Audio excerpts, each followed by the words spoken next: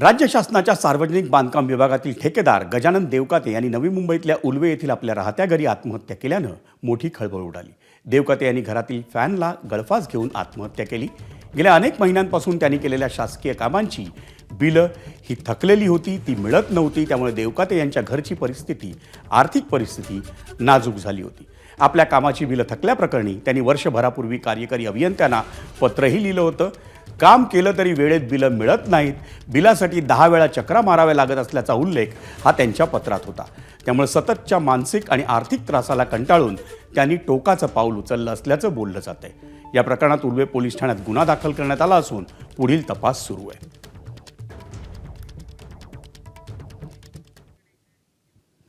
नवी मुंबईतील शासकीय कंत्राटदार गजानन देवकाते यांच्या आत्महत्येनंतर कंत्राटदार महासंघानं तीव्र भूमिका घेतली आहे। राज्यातील शासकीय कंत्राटदारांची तब्बल 86,000 कोटींची बिलं ही सरकारनं थकवली आहेत। राज्य शासनाची कामं पूर्ण करूनही थकीत बिलाचे पैसे न मिळाल्यामुळं आत्तापर्यंत 7 कंत्राटदारांनी आपला जीव गमावला आहे। राज्य सरकारनं पैसे दिले नाहीत तर महाराष्ट्रावर आंदोलन करण्याचा इशारा हा महाराष्ट्र कंत्राटदार महासंघाचे मंगेश आवळे यांनी दिला।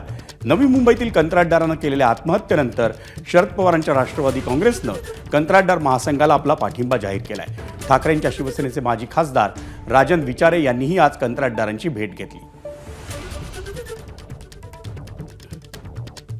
आम्ही आमच्या कंत्राटदार ग्रुपवरती वारंवार सगळ्यांना अपील करत असतो की बाबांनो, जर आपली कॅपॅसिटी असेल, तेवढी होल्डिंग कॅपॅसिटी असेल, आपण जर तेवढी क्षमतेचे आहोत तरच कृपया त्या निविदा भरा, ते कामं करा, अन्यथा करू नका। शासनाची परिस्थिती खूप खूप वाईट आहे।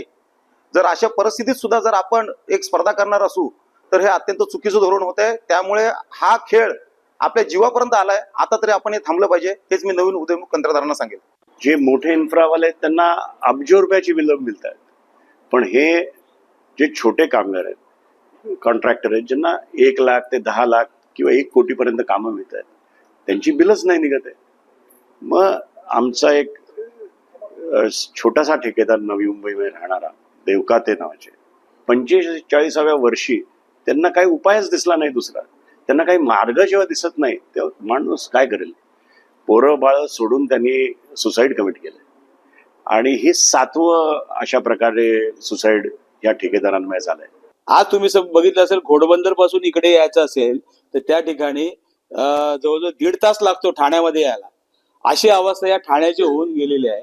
आणि अशा अवस्थेमध्ये जे शहर ज्यांनी बनवलेलं आहे ते कॉन्ट्रॅक्टर आहेत, त्या कॉन्ट्रॅक्टरची जर बिलं देत नसेल, त्यांचे आज तुम्ही बघितले असेल, आज 7 लोकांना आत्महत्या, तुम्ही किती लोकांची आत्महत्येची वाट बघताय सरकार। त्यामुळे जर उद्या काही ह्याच्या पुढे असं काही झालं तर मला वाटतं कुठलाही मंत्री तिथे